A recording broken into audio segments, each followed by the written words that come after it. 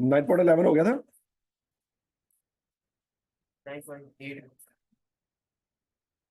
9.8 हुआ था। Yes. और 9।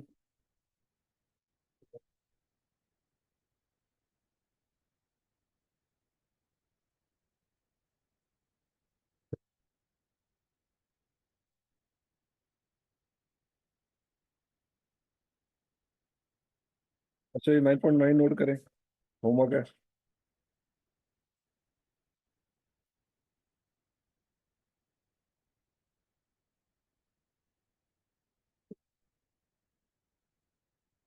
नाइन पॉइंट 11 होमवर्क है। और 9.12 होमवर्क है।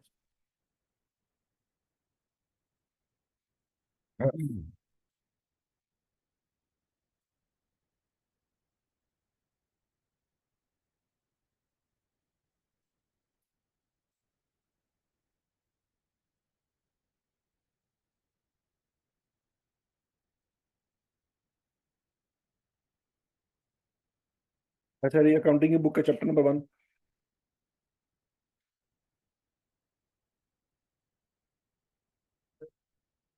Book keeping and accounting. अच्छा, ये बुक कीपिंग और अकाउंटिंग में फर्क होता है बच्चों।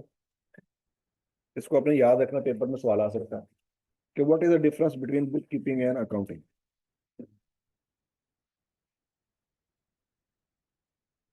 Bookkeeping is the process of recording financial transaction in accounting record of an entity. All transactions are analyzed into different types and are then recorded in series of individual records called accounts. There is a separate account for each type of transaction, or that is to say, for each type of asset, liability, income, expense, and owner's capital. ये सारी बातें हम कर चुके हैं, पढ़ नहीं चुके, हम कर चुके हैं। Double entry bookkeeping is used to record dual aspect of transaction in system designed to allow the management of the business to monitor its progress and produce periodic financial statement and performance reports. हमने journal बनाए, laser बनाए, trial balance बनाए, financial statement बनाए, ये सारा कुछ क्या है जी? बुक कीपिंग है। अभी तक हमने जो किया है वो क्या किया है? बुक कीपिंग की है। अब accounting. Accounting is the process of recording, classifying, summarizing the information of financial nature and interpreting the results thereof. ये डेफिनेशन आपको याद है? There are two types of accounting: financial accounting and managerial accounting. Accounting की दो types होती है, कौन कौन सी? फाइनेंशियल और managerial. Financial accounting and reporting is a term that describe maintaining a system of accounting records for business transaction and other items of financial nature. ये वाली बात जो है ना, ये बुक कीपिंग है। मतलब अकाउंटिंग में बुक कीपिंग होती है, क्या ये बात समझ आ रही है? अकाउंटिंग की एक साइड में क्या होती है? बुक कीपिंग होती है। लेकिन अकाउंटिंग की जो दूसरी साइड है वो बुक कीपिंग से ऊपर है। Reporting the financial position and financial performance of an entity in a set of financial statement to the stake holder.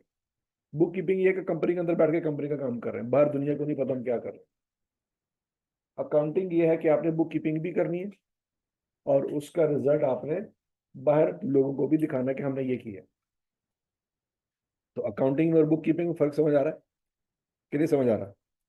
Accounting में दो चीजें हैं, बुक कीपिंग में सिर्फ एक चीज है। अकाउंटिंग बुक कीपिंग से बड़ी चीज है कि छोटी चीज है? ये बात याद रख, किस लिहाज से बड़ी चीज है? कौन सी ऐसी चीज है जो अकाउंटिंग में है बुक कीपिंग में नहीं है?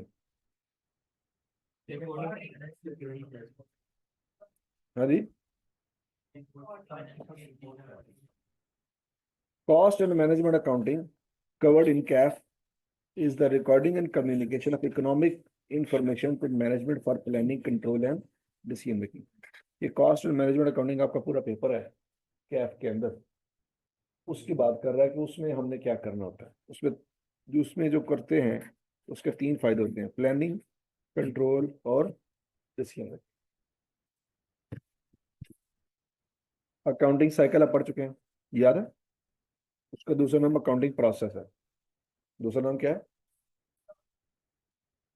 सबसे पहले रिकॉर्ड होती है ट्रांजैक्शन। क्या रिकॉर्ड होती है?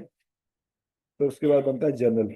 यहाँ पे जर्नल का वर्ड चेंज किया गया, जर्नल की जगह क्या लिखा हुआ, बुक्स ऑफ रेगुलेटरी। फिर क्या बनाते थे, फिर क्या बनाते थे, फिर क्या बनाते थे, ये सारी बातें वही है जो ऑलरेडी हम पढ़ चुके हैं। ऐसे ही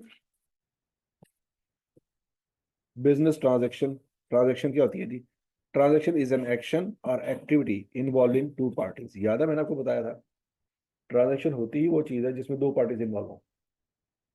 वो ट्रायल बैलेंस के नीचे स्टॉक पड़ा होता है, याद है कुछ कुछ, तो स्टॉक एक ट्रांजैक्शन नहीं है क्योंकि उसमें दो पार्टीज इन्वॉल्व नहीं है, इसलिए वो चीज ट्रायल बैलेंस के नीचे है, ट्रायल बैलेंस के अंदर नहीं है। और थिंग्स दैट रेसिप्रोकली अफेक्ट और इन्फ्लुएंस ईच अदर, मतलब हम उसके साथ ट्रांजैक्शन कर रहे हैं तो हमारी किताबों में भी रिकॉर्डिंग होगी और उसकी किताबों में रिकॉर्डिंग होगी। एक ऐसी ट्रांजैक्शन जिसमें हमारी किताबों में तो रिकॉर्डिंग हो, दूसरी किसी पार्टी की किताबों में रिकॉर्डिंग ना हो, वो ट्रांजैक्शन नहीं है। जैसे कि स्टॉक बचा हुआ है आपका, तो चलो आप रिकॉर्ड कर रहे होंगे, दुनिया में किसी और ने रिकॉर्ड करना कि आपका स्टॉक कितना है, किसी ने नहीं रिकॉर्ड करना। ठीक हो गया। A business transaction is an interaction between a business and customer, supplier, or any other party with whom they do business. कोई भी बंदा है। It is an economic event that must be recorded by the accounting system. अच्छा जी, any transaction that has a monetary impact on business accounts is a financial transaction. मतलब जिसमें पैसे का लेन then है उसको क्या कहते हैं, financial transaction. A financial transaction has an effect on the business assets and liabilities. The business must record an account for all financial transaction. मतलब कोई एक आधी ट्रांजेक्शन मिस कर देंगे तो क्या होगा, डेफिनेटली आप कंप्लीट रिपोर्टिंग नहीं कर रहे हैं। तो बात समझ लीजिए, मतलब आप सुबह से लेकर शाम तक चीजें बेच रहे हैं, सारी चीजें रिकॉर्ड की, दोस्त को चीजें बेची है वो रिकॉर्ड नहीं की क्योंकि वो दोस्त था, तो कहता नहीं ऐसे नहीं करना, आपने दोस्त को भी चीजें बेची है वो रिकॉर्ड करो। जब ऑनर अपने पर्सनल इस्तेमाल के लिए पैसे घर से घर लेके जा रहा है, उसको भी रिकॉर्ड कर रहे हो, तो दोस्त को जो चीजें बेची है वो क्यों नहीं कर रहे। ये बात समझ लगी। अच्छा, few example of financial business transaction are cash sale, पढ़ा हुआ है कि नहीं पढ़ा हुआ, ये सारी ट्रांजैक्शन तो आपने पढ़ी हुई है, अभी तो कोई भी ऐसी नहीं है जो आपने पढ़ी ना हो। ठीक है जी, आप एक दफा देख लें, कोई ऐसी चीज जो आपने ना पढ़ी है।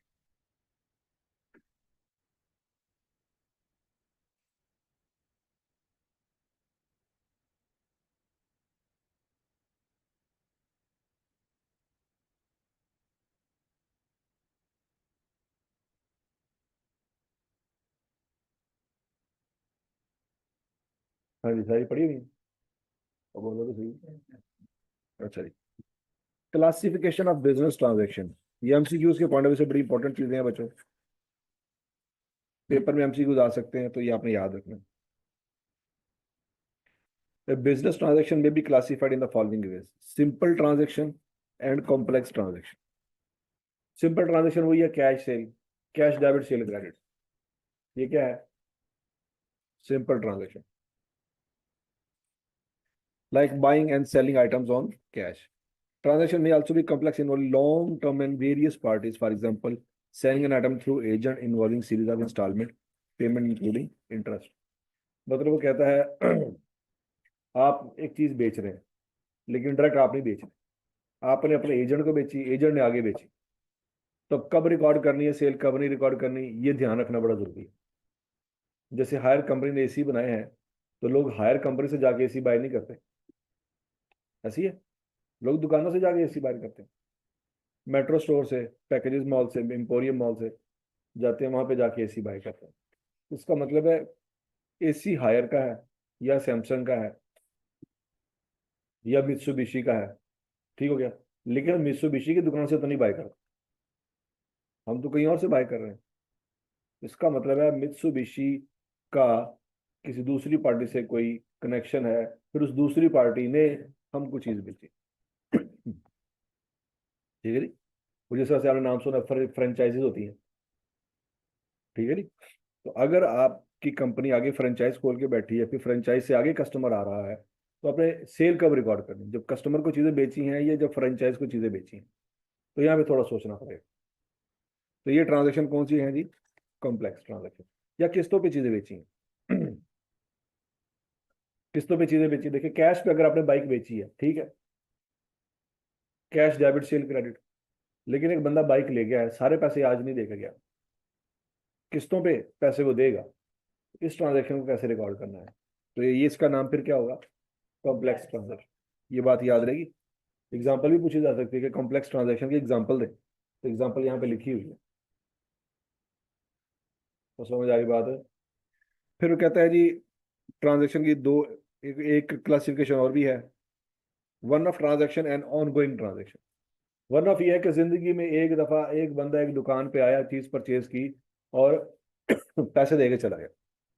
जैसे आप फर्ज करें कराची गए, कोई रिलेटिव के घर शादी थी, आप कराची गए, कराची में जाके आपने किसी दुकान से कोई पानी की बोतल परचेज कर ली, फिर आप वापस आ गए, अब आपका उसके साथ कोई लेना देना है? ये वन ऑफ ट्रांजेक्शन है। ना जिंदगी में दोबारा आप उस दुकानदार को देखेंगे, ना उस दुकानदार दोबारा जिंदगी में आपको पानी बेचेगा, स्टोरी खत्म होगी। तो समझ आ गई बात। और एक ट्रांजेक्शन है कि हर महीने हो रही है, उसी बंदे के साथ हो रही है, बार बार हो रही है। जैसे आप इंटरनेट का कनेक्शन लगवाते हैं घर में, हर महीने उसको पैसे दे रहे हैं कि नहीं दे रहे? तो क्या ये एक दफा ट्रांजेक्शन हुई है? हर महीने हो रही है। बिजली का बिल हर महीने आता है कि नहीं आता? तो बोलो तो सही। रेंट हर महीने पे करते हो कि नहीं करते? ठीक है जी, गैस का बिल, पानी का बिल, ये वो चीजें हैं जो ऑन गोइंग कॉन्ट्रैक्ट है। हर महीने नया कॉन्ट्रैक्ट नहीं होता, एक कॉन्ट्रैक्ट हुआ पड़ा है, वो ही चलता जा रहा है, चलता जा रहा है, चलता जा रहा है। तो इस ट्रांजेक्शन का नाम क्या है जी? On going transaction. ये कई सालों से चल रही है और अभी तक चलती जा रही है।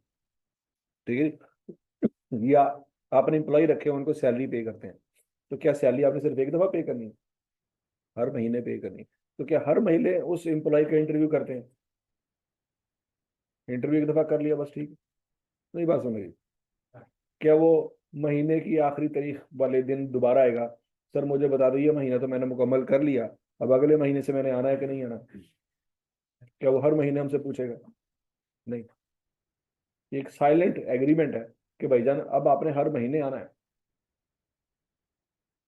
और समझ आ रही बात की कि नहीं आ रही? तो ये क्या है जी? ऑन गोइंग ट्रांजेक्शन और वन ऑफ ट्रांजेक्शन। फर्क समझ आ गया जी?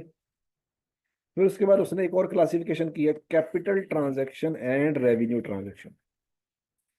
कैपिटल ट्रांजैक्शन ये है कि आपने एक ट्रांजैक्शन कर लिया, अब 10 साल 20 साल तक सुकून से बैठे रहे। जैसे आपने बिल्डिंग बाय कर ली, तो क्या हर महीने बिल्डिंग बाय करेंगे? एसी बाय कर ली, दोपहर को फिर बाय करेंगे। ठीक है जी, सीसीटीवी कैमरा बाय कर लिया, फर्नीचर बाय कर लिया, तो ये वो चीजें आपने बाय की हैं जो अब अगले 5-10 साल तक दोबारा बाय करने की नौबत नहीं आएगी। रेवेन्यू ट्रांजैक्शन वो ट्रांजैक्शन है जिसमें आप कोई चीज बाय करें, हो सकता है अगले दिन दोबारा बाय करनी पड़े। ठीक है जी। मतलब आपकी मोबाइल शॉप है, तो मोबाइल आप बाय कर रहे होंगे, तो क्या आप मोबाइल 5 साल बाद बाय करेंगे? हो सकता है शाम को खत्म हो जाए, अगले दिन फिर बाय करने पड़े। ये सब्जी वाला, क्या सब्जी सिर्फ एक दफा लेके आता है फिर पूरा महीना वही बेचता है? नहीं, वो रोजाना सुबह जाता है, सब्जी लेके आता है, सब्जी बेचता है। समझ आ रही बात? तो इसलिए वो ट्रांजेक्शन जो एक दफा कर ली अब 10 साल तक दोबारा नहीं करनी, वो कौन सी है? और वो ट्रांजेक्शन जो डेली बेस पे हो रही होंगी। फिर उसके बाद capital expenditure and revenue expenditure. अच्छा, एक्सपेंडिचर है खर्चा। एक्सपेंडिचर का मतलब क्या है? आपने खर्चा किया है। खर्चे की भी दो कैटेगरी है। जिस तरह से आपने फर्ज कर लीजिए प्लांट परचेज किया आपने या बिल्डिंग परचेज की है, तो आपने खर्चा किया, जेब से पैसे निकले। ऐसा खर्चा जो आपको अगले कई साल तक फायदा देगा, जैसे बिल्डिंग, वो कौन सा एक्सपेंडिचर है? कैपिटल। और ऐसा खर्चा जो शायद आपको एक साल भी फायदा ना दे, वो कौन सा है? Revenue expenditure. मतलब आपने मोबाइल परचेज किए, हो सकता है आधे घंटे बाद सेल हो जाए, तो मोबाइल परचेज जब किए थे तो खर्चा तो किया था ना, ठीक हो गया, लेकिन वो उसी वक्त आपको उसका फायदा मिल गया, आधे घंटे बाद एक आया कस्टमर ले गया। ठीक है जी। Capital expenditure expenditure made to acquire or improve long-term asset data used by the business. Revenue expenditure is expenditure on day-to-day operating expense. यहाँ तक की बात सुन लगी?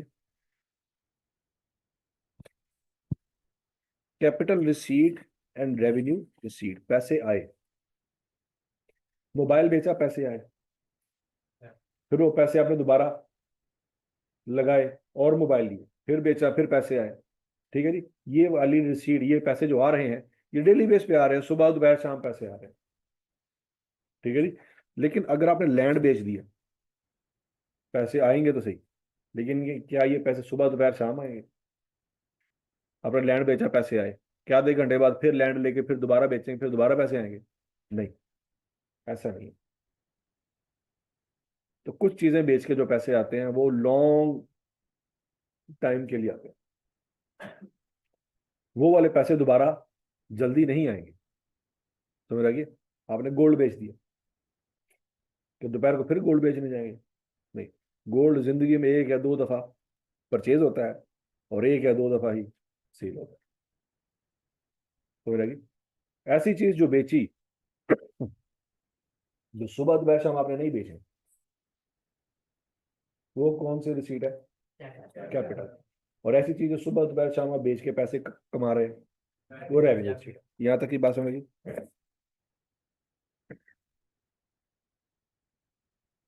अच्छा जी, अब बच्चों अभी ये एग्जांपल पढ़े और मुझे बताएं कौन सी कैपिटल ट्रांजैक्शन और कौन सी रेवेन्यू ट्रांजैक्शन।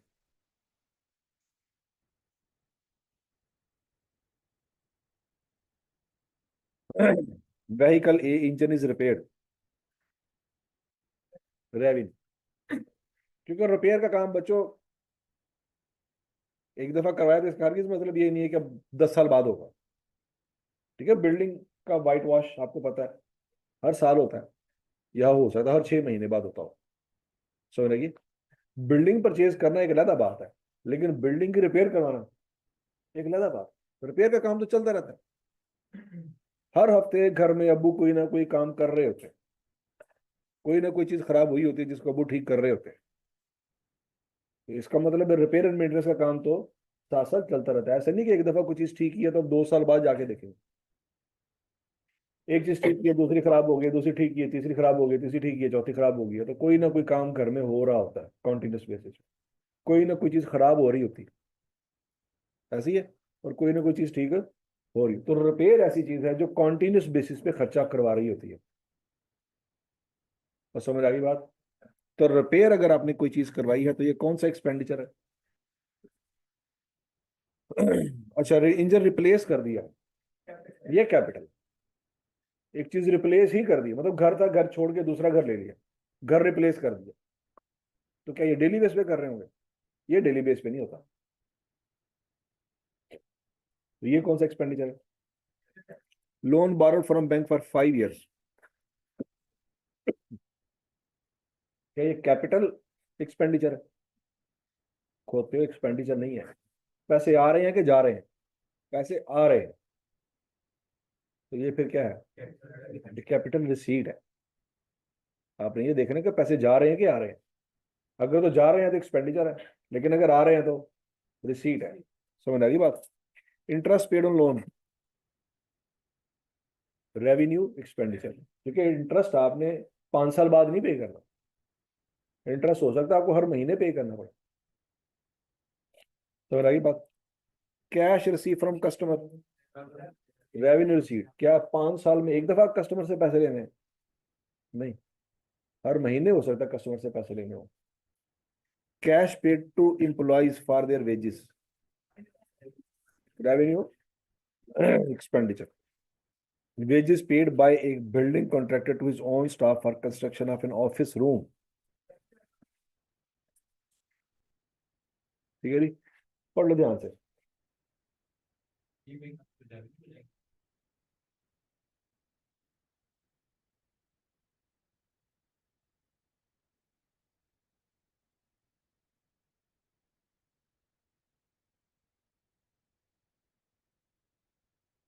हाँ जी, क्यों? ठेकेदार का तो काम ही है सुबह दोपहर शाम वो यही काम कर रहे हैं।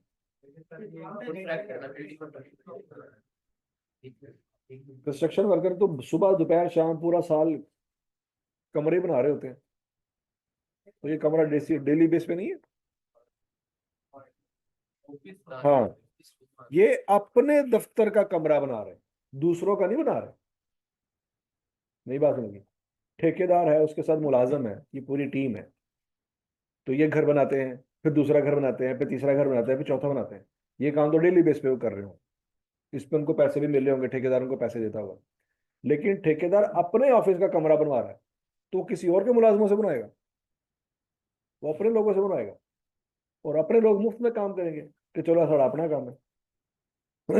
वो कमरा ठेकेदार का है, मुलाजमों का नहीं है। मुलाजम इस काबिल नहीं है कि उनके दफ्तर हो। तो भी देखा मुलाजमों के दफ्तर हो, उनके दफ्तर नहीं होते। ठीक है, ठेकेदार का दफ्तर होगा, तो मुलाजम उसमें काम करेंगे। कहेंगे भाईजान काम की तरह। ठीक है, तो ठेकेदार क्या कर रहा है, उनको पैसे दे रहा है। लेकिन ये दफ्तर उसने दोबारा अगले महीने दोबारा नहीं बनवाना। तो बात समझ आ रही है ना? तो अगर उसने अपना दफ्तर बनवाने के लिए लोगों को पैसे दिए हैं, तो ये वाली हरकत उसने अगले 5-10 साल तक नहीं करनी। Point number 8, the purchase of machinery for use in the business. Carriage paid to bring the above mentioned machinery to factory.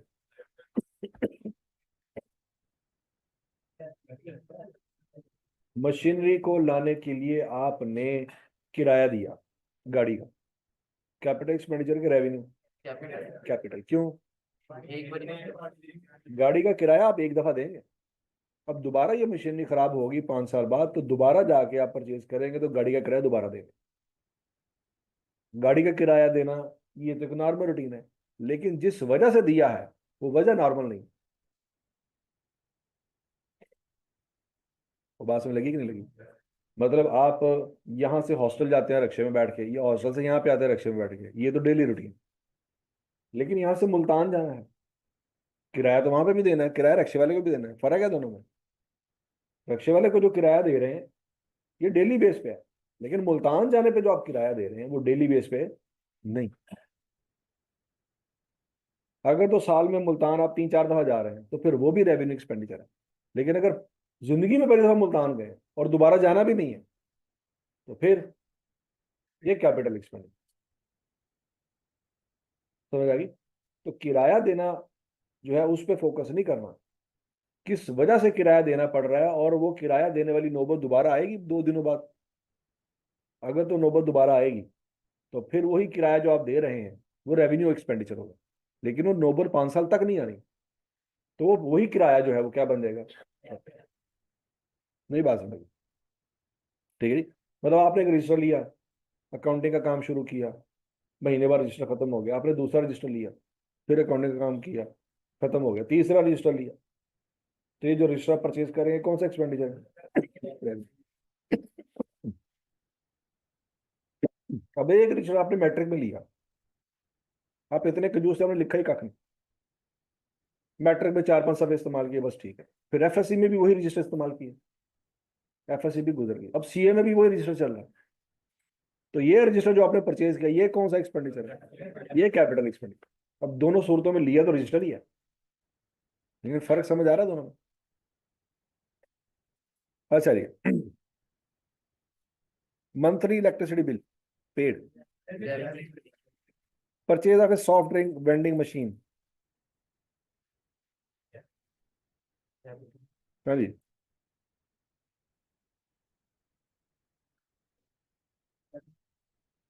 The stock of soft drink purchase for resale.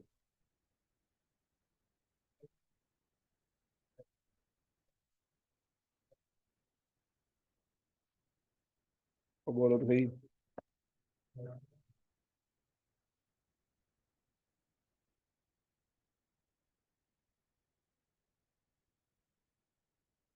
कौन सा एक्सपेंडिचर है बच्चों?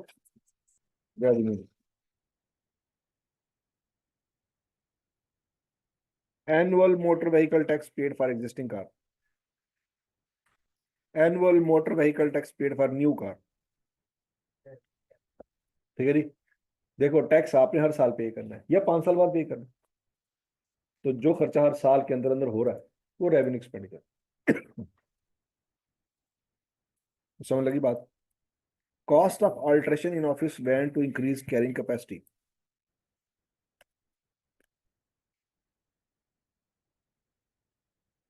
हाँ जी, कैपिटल के revenue, capital क्यों,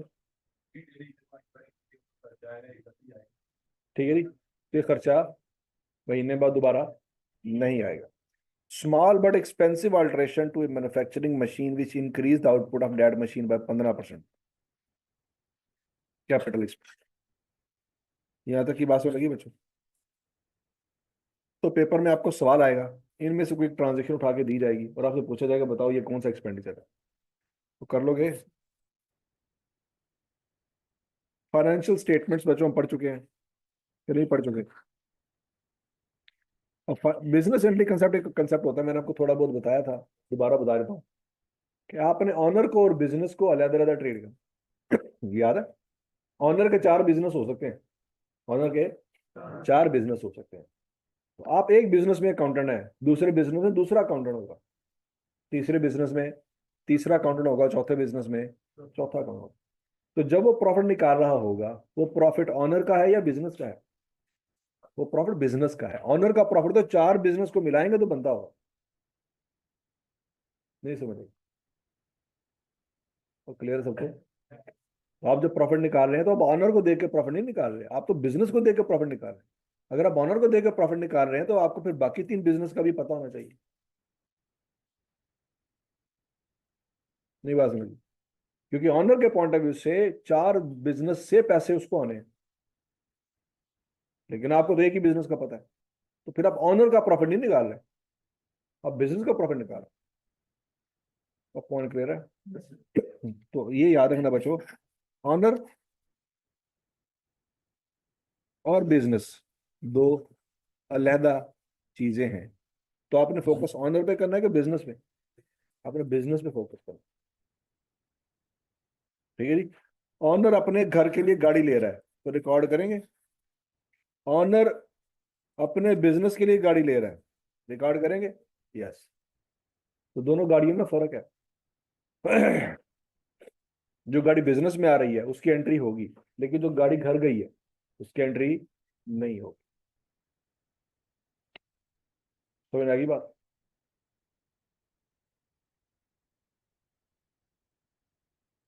अच्छा जी। अब बच्चों एग्जांपल नंबर 2 है, वो कहता है discuss whether you would consider the following events as business transaction और नॉट। पढ़े जी, मुझे बताएं इनमें से 1 2 3 4 5 5 एग्जांपल हैं, पढ़े कौन कौन सी बिजनेस ट्रांजैक्शन लगती है, कौन कौन सी नहीं लगती।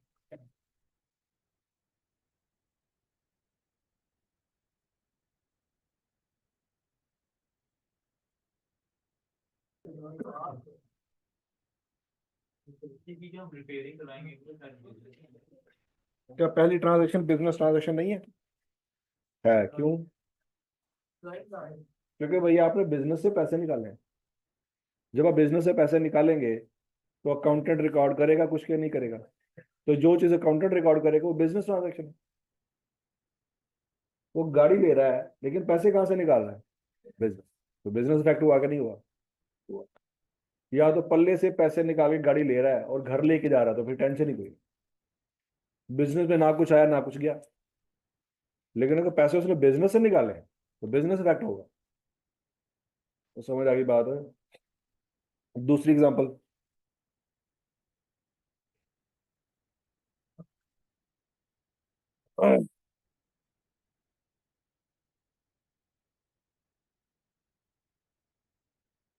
हाँ जी, क्या बिजनेस ट्रांजैक्शन है कि नहीं है? आपने तो कहा था चारों में से कोई भी नहीं है, और मुकर गया ना ली। हाँ जी, है कि नहीं? कैसे?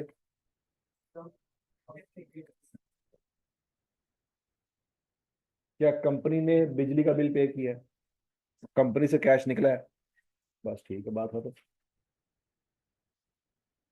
कंपनी का अकाउंटेंट रिकॉर्ड करेगा कि नहीं करेगा? तो जो चीज कंपनी का अकाउंटेंट रिकॉर्ड करेगा वो ट्रांजैक्शन है। अगर तो वो कोई रिकॉर्ड नहीं करेगा वो ट्रांजैक्शन नहीं है। तीसरा पॉइंट,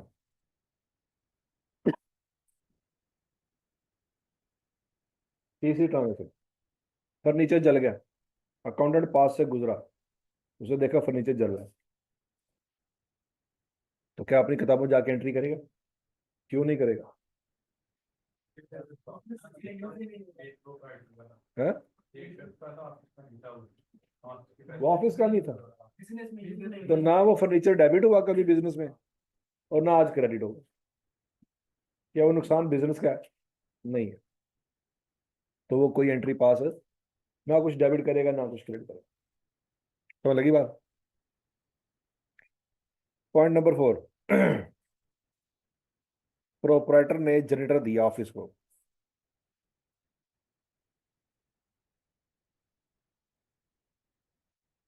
हाँ जी, पढ़ ले। क्यों?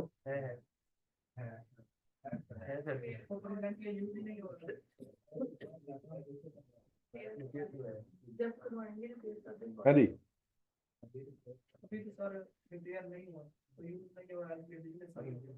बिजनेस के बाद आगे है वो रिकॉर्ड करेगा कि आगे वो आगे फिर आगे रिपेयरिंग वगैरह करके इसके ऊपर भी डाल हम्म, देगा। तो ठीक है, तो फिर हाँ भाई, शाबाश शाबाश शाबाश। इन्वेस्टमेंट को 100 ईयर से वो बिजनेस का पैसा होगा।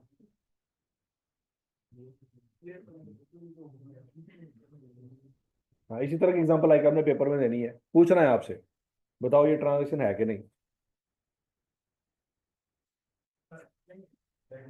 क्यों नहीं है?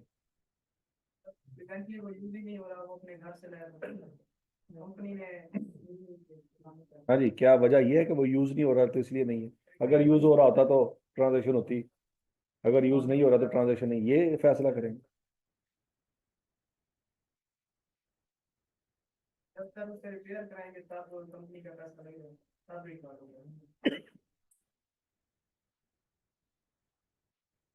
हाँ भाई, और भाई। हाँ जी, बिजनेस ट्रांजेक्शन है कि नहीं है कैसे है? पता नहीं।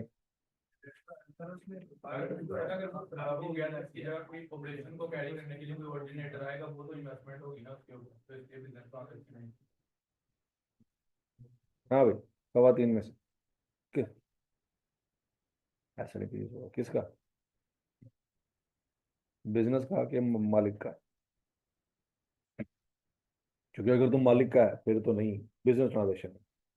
लेकिन अगर बिजनेस का है तो फिर बिजनेस ट्रांजेक्शन है। हाँ जी,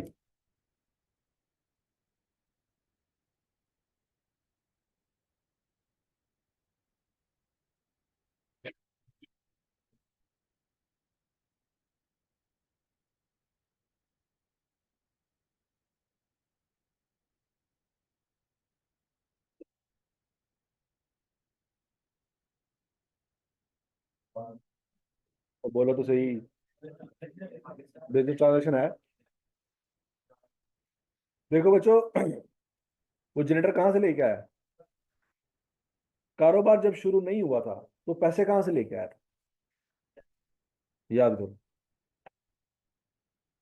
घर से लेके आया था कि हम साइंस से लेके आया था? घर से। जब वो पैसे घर से लेके आया था जिससे उसने कारोबार शुरू किया था, तो वो बिजनेस ट्रांजेक्शन थी कि नहीं थी? जब वो बिजनेस ट्रांजेक्शन थी, तो आज जब वो जनरेटर लेके आया तो ये क्यों नहीं? वो कहेगा वो तो जो रुपए हम पैसे लेके आंਦੇ ਸੀ ਤੁਸੀਂ ਹਲਾਲ ਸਮਝ ਲਿਆ ਸੀ, आज जनरेटर ਤੁਹਾਨੂੰ हराम नजर आ रहा है। नहीं बात में लगी? भाई, कारोबार शुरू ही किस चीज से हुआ था? कहाँ से लेके आया था? तो आज जब वो जनरेटर लेके आ रहा है तो आप कह रहे हैं, नहीं नहीं भाईजान यार चक्कर ही कोई नहीं। वो कह रहे पहले तुम ट्रांजेक्शन मान ली सी जो मैं पैसे लेके आया, आज मैं जनरेटर लेके आया तुम मानते ही नहीं। तो समझ आ रही बात? अच्छा, वो इस कंडीशन में नहीं है कि इस्तेमाल हो सके, ठीक है, कोई मसला नहीं। तो क्या कोई चीज अगर इस्तेमाल नहीं हो सकती, ये आपको कोई फायदा नहीं दे रही, तो वो चीज आपकी नहीं है। अगर ये बात होती ना तो आपके माँ बाप ने कब का आपको घरों से निकाल दिया होता कि साढ़े तुसी किसी काम दे ही नहीं है। बात समझ आ रही? आप 18 सालों से बेघर हुए होते, अगर ये माँ बाप के दिमाग में आ जाए क्या कैसे कामदानी है, मैंने बाहर करो। पकड़े ना? अब बोलो तो सही, तो बताओ जरा, आप वही चीज अपने ऊपर अप्लाई करके देखो।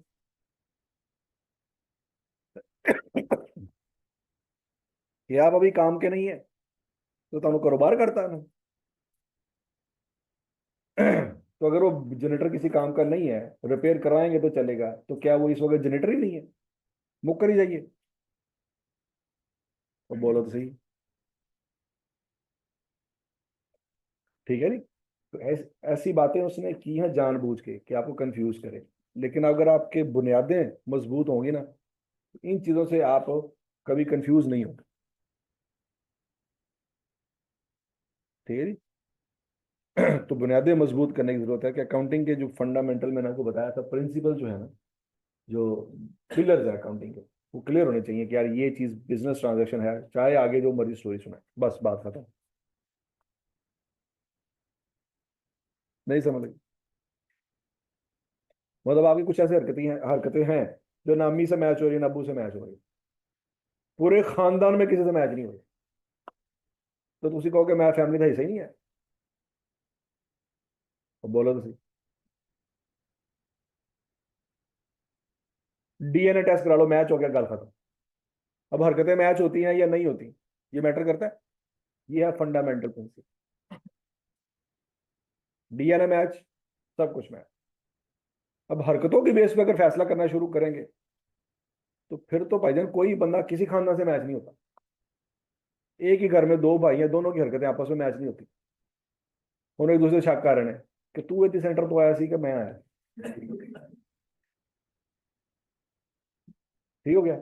और अपनी हरकत अब्बू से मैच नहीं हो रही, अब्बू भी किसी एडी सेंटर से आए थे, दादे को जाके पूछा। तो बात समझ आ रही कि नहीं आ रही? तो ऐसा नहीं है।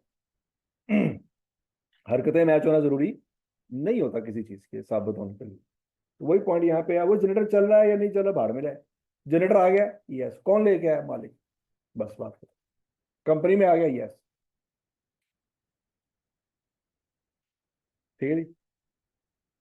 पहली बात, क्या इस जनरेटर का कोई फायदा है कि नहीं है? अगर तो फायदा ना होता तो यहाँ पे आता। सीधी सी बात है। अगर मालिक को पता होता कि इसका कोई फायदा नहीं है, तो वो इसको उठा के घर से उठा के बिजनेस में क्यों लेके आया? वो जाके कूड़ेदान में फेंक देता। तो यहाँ पे लेके आया है, उसको पता है कि भजन 10 लाख रुपए का जनरेटर है, इसके ऊपर मैक्सिमम 1 लाख रुपए लगेगा, सब सेट हो जाएगा। Point number 5, balance recoverable for from an employ.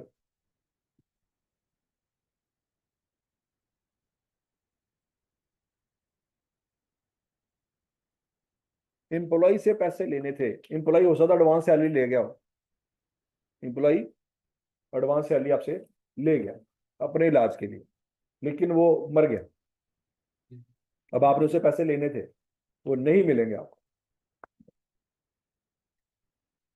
हाँ जी। तो क्या अकाउंटेंट को कुछ डेबिट क्रेडिट करना पड़ेगा कि नहीं करना पड़ेगा? अगर तो उसको कुछ डेबिट क्रेडिट करना पड़ेगा तो ये बिजनेस ट्रांजेक्शन है। लेकिन अगर अकाउंटेंट कुछ भी नहीं करेगा तो फिर ट्रांजेक्शन नहीं। हाँ जी। एम्प्लॉय मर गया, सारे अफसोस कर रहे हैं, अकाउंटेंट भी खड़ा है, बड़ा अफसोस हुआ है। तो क्या अकाउंटेंट को सिर्फ अफसोस हुआ है? नहीं, उन्होंने भी पता भी एंट्री भी पास करनी पड़ी। नहीं बात समझ लगी? ठीक है जी, ये बिजनेस ट्रांजेक्शन।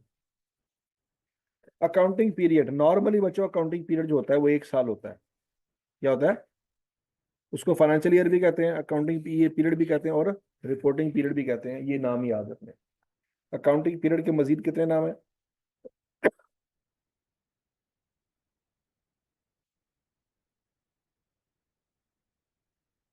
फाइनेंशियल स्टेटमेंट के कंपोनेंट पढ़ चुके हैं?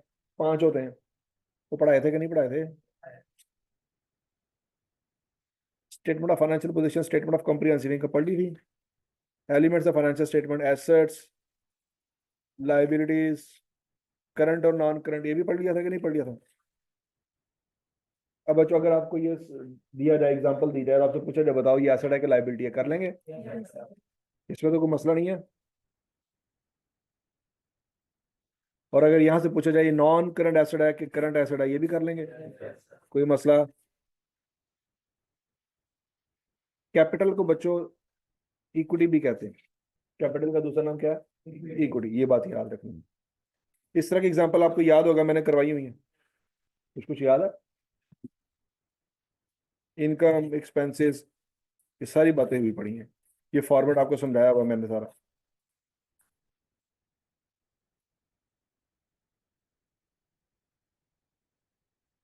अच्छा जी, relationship between above financial statement, the statement of financial position shows the equity of a business at a point in time. मतलब स्टेटमेंट ऑफ फाइनेंशियल पोजीशन किसी एक दिन पे, किसी एक वक्त पे किसी बिजनेस का स्टेटस बताती है, किसी एक वक्त पे। उस वक्त के 2 मिनट बाद हो सकता है स्टेटस चेंज हो जाए, या उस वक्त से 2 मिनट पहले उसका स्टेटस कुछ और हो। बात समझ आ रही है? स्टेटमेंट ऑफ फाइनेंशियल पोजीशन किसी खास पॉइंट पे बिजनेस का स्टेटस बताती है। वो पूरे साल का स्टेटस नहीं होता, वो उस वक्त का स्टेटस होता है। उस वक्त से 2 मिनट पहले स्टेटस कुछ और होगा, उस वक्त से 2 मिनट बाद स्टेटस कुछ और होगा। फॉर एग्जाम्पल, उस वक्त पे स्टॉक पड़ा 10,000 का, 2 मिनट बाद एक बंदा आ जाता है कि यार मैंने 2,000 रुपये का स्टॉक दे दे, हमने उसको स्टॉक दे दिया, तो 2 मिनट बाद उसका स्टॉक चेंज हो गया। ठीक है जी, हमने बैलेंस शीट बनाई, बैलेंस शीट में स्टॉक कितना लिखा, 10 का, 2 मिनट बाद बंदा आ गया, भाई मैंने स्टॉक दे, तो 2 मिनट बाद उसका स्टेटस चेंज हो गया, 8,000 हो गया। क्लियर? तो बैलेंस शीट जो होती है किसी खास टाइम पे बनाई जाती है, और उसी खास टाइम पे उसका स्टेटस होता है कि ये भाई उस कंपनी में इतना इतना कुछ पड़ा हुआ था, लेकिन वो खास टाइम पे, उस टाइम तो 2 मिनट पहले कुछ और था, 2 मिनट बाद कुछ और होगा। क्लियर है सबको? तो ये पॉइंट इन टाइम पे होती है। The statement of comprehensive income ends with the figure showing the net profit for the period. लेकिन बच्चों, जो स्टेटमेंट ऑफ कॉम्प्रिहेंसिव इनकम होती है ना, वो खास टाइम के लिए नहीं होती, वो पूरे साल के लिए होती है। जो प्रॉफिट निकलता है वो 1 सेकंड का नहीं होता। जो प्रॉफिट आप निकालते हैं स्टेटमेंट ऑफ कॉम्प्रिहेंसिव इनकम में, क्या उसमें सिर्फ दिसंबर की 31 तारीख की सेल होती है? उसमें पूरे साल की सेल होती है, पूरे साल की कॉस्ट ऑफ सेल होती है, पूरे साल का ग्रॉस प्रॉफिट होता है, पूरे साल के खर्चे होते हैं, तो पूरे साल का नेट प्रॉफिट निकलता है। और समझ आ गई? स्टेटमेंट ऑफ कॉम्प्रिहेंसिव इनकम पूरे साल की ड्यूरेशन की होती है, लेकिन बैलेंस शीट किसी खास एक सेकंड के लिए बनती है। उस 1 सेकंड से पहले बैलेंस शीट कुछ और होगी, उस 1 सेकंड के बाद बैलेंस शीट कुछ और होगी। और क्लियर सबको? Profit belongs to the owner of the business, it is therefore added to equity. Equity means closing capital. Closing capital का फार्मूला पढ़ाया मैंने आपको, opening capital plus net profit minus drawing. ठीक है जी। अकाउंटिंग टर्म्स कुछ इस्तेमाल होती है जी, रिकॉग्निशन। रिकॉग्निशन का मतलब है किसी चीज को मान लेना, पहचान लो। और ठीक है जी, जब किसी बंदे की याददाश्त चली जाए, हॉस्पिटल में एडमिट है जी, एक्सीडेंट हो गया था, सारी दुनिया उसके दिमाग से निकल गई, सर पे चोट लगी है, याददाश्त कोई नहीं आ रहा। ठीक है जी, साल पूरा पड़ा रहा बेड पे, किसी को नहीं पहचान रहा, तो उसके लिए सारी दुनिया क्या है, बराबर है। अपने रिश्तेदार भी, बहन भाई भी क्या है, सारी दुनिया में ही काउंट होंगे। क्यों? वो पहचानते ही नहीं किसी को। एक दिन किसी वजह से किसी एक बंदे को उसने पहचान लिया, तो ये क्या हुआ कि अब वो बंदा दुनिया में अकेला नहीं, उसने उसको रिकॉग्नाइज कर लिया।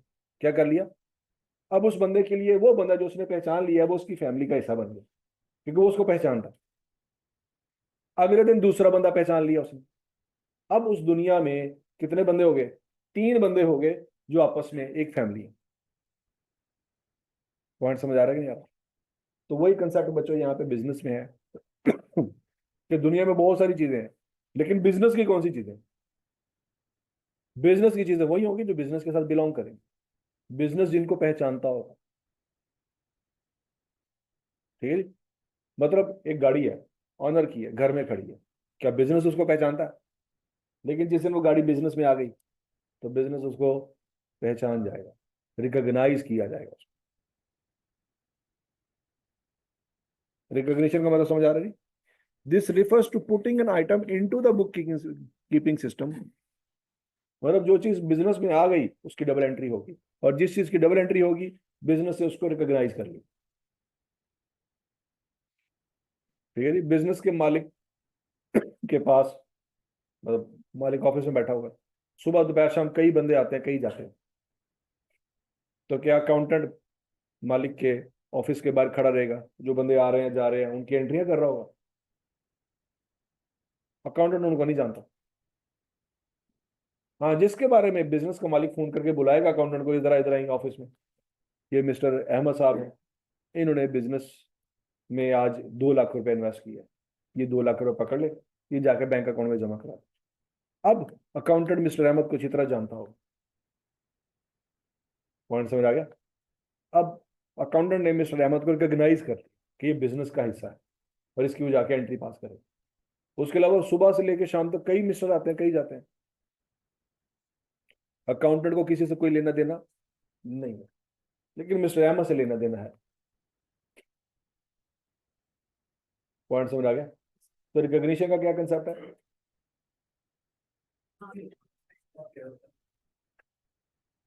क्लियर है सबको? कॉस्ट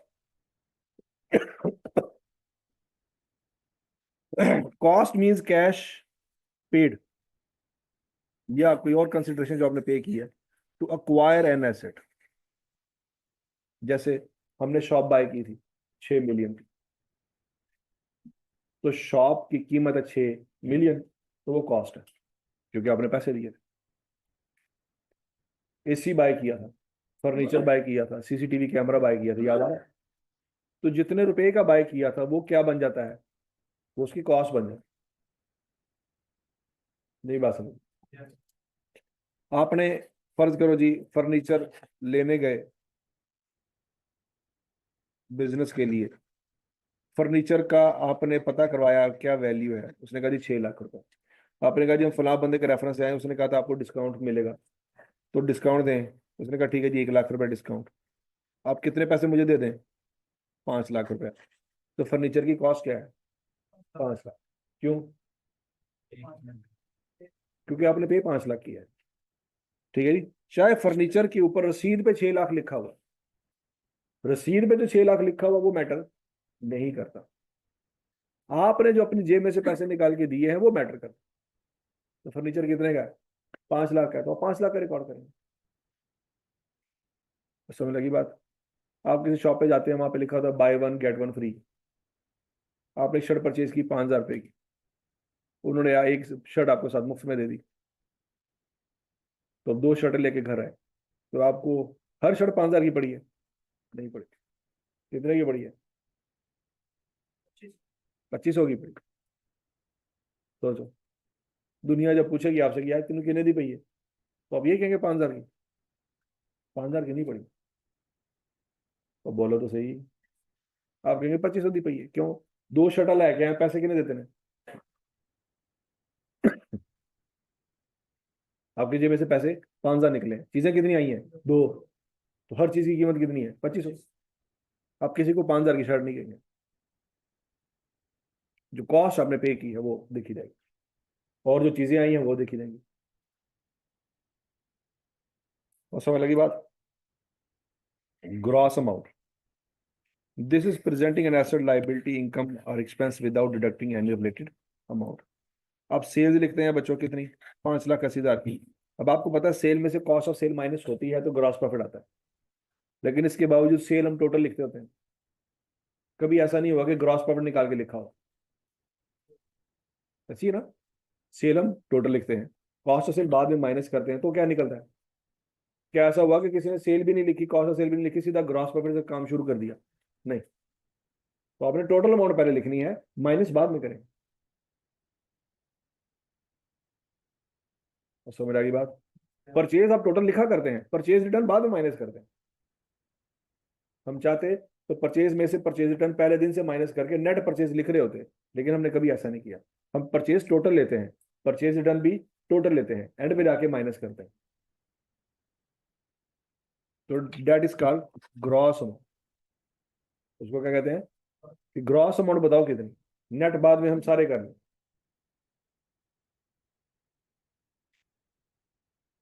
नेट अमाउंट समझ आ गई। फिर सेल में से सेल रिटर्न माइनस करेंगे तो नेट हो जाएगी, या डिस्काउंट अगर दिया तो वो माइनस कर देंगे। ठीक है, इसी तरह से परचेज में से परचेज रिटर्न माइनस कर देते हैं। ठीक है जी, तो क्या बन जाती है, नेट परचेज।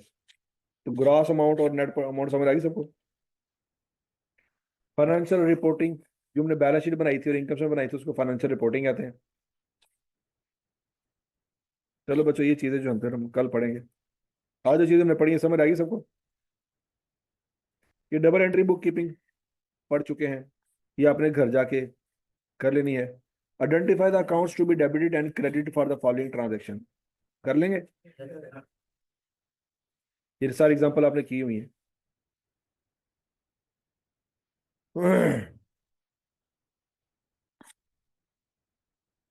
एग्जाम्पल नंबर 7 भी कर लेनी है बच्चों। एग्जाम्पल 8 पढ़ लें जरा। Identify the accounts to be debited and credit for the following transaction, कर लेंगे। एग्जाम्पल नंबर 9 भी हो जानी चाहिए।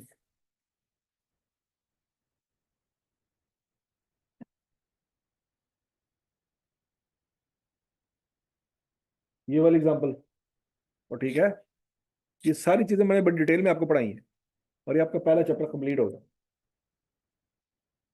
और जो पहले इतने दिनों से हम टाइम लगा रहे थे, वो आपकी बेसिक्स बनाने पे टाइम लग रहा था। अब आपकी जब बेसिक्स बन गई हैं तो हम देखेंगे कितने चैप्टर आपके कवर हो गए। आई कैप की बुक का चैप्टर नंबर 1 आपने आज घर जाके कर लेना है, जितना हो सकता है उतना कर लें। जो चीजें समझ नहीं आएंगी वो कल डिस्कस करेंगे। वैसे ही मेरी तरफ से चैप्टर कंप्लीट हो गया। ठीक है जी, और कर लोगे। चलो जी, आज के लिए इतना ही काफी है। आई कैप की बुक है ना आप सबके पास।